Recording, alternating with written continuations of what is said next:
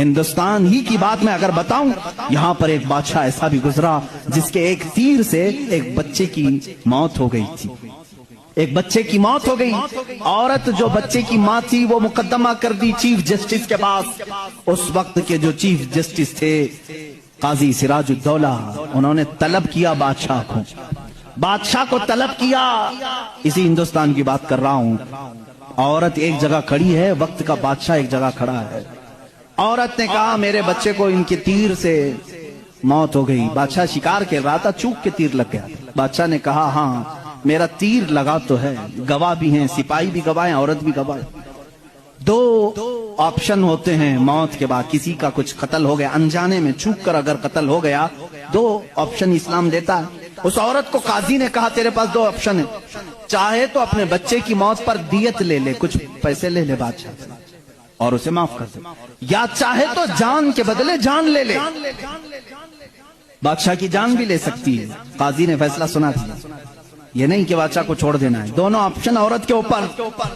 وہ عورت نے جب دیکھا کہ عدل کا یہ پیکر اسلامی نظام ہے، بادشاہ کے تیر لگا ہے اور قاضی صحیح فیصلہ دے رہا ہے، اس عورت نے کہا اگر یہ قاضی آج اس طرح کا صحیح فیصلہ دے رہا ہے تو اس طرح کے بادشاہ کی وجہ سے ہی، بادشاہ ایسا ہوگا اسی لیے قاضی ایسا ہے۔ اس عورت نے کہا میں اس بادشاہ کی جان بخشتی ہوں، میرے بچے کے لیے جو دیت بنتی ہے وہ بادشاہ مجھے دے دے۔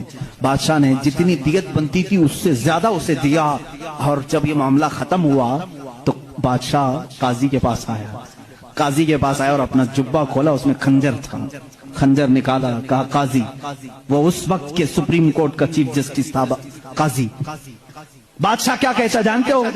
مجھے جب پتا چلا میرے اوپر مقدمہ ہے اور مجھے معلوم تھا میرے تیر سے ایک بچہ فوت ہوا ہے، میں آج کورٹ میں آ رہا تھا، میں ساتھ ہی خنجر لے کے چلا۔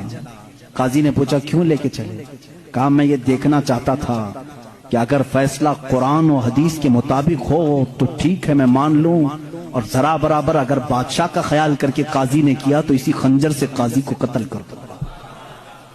بادشاہ نے یہ کہا، قاضی مسکرایا اور اپنے گدے سے اٹھ گیا اور چادر ہٹائی، نیچے بہت بڑا کوڑا تھا۔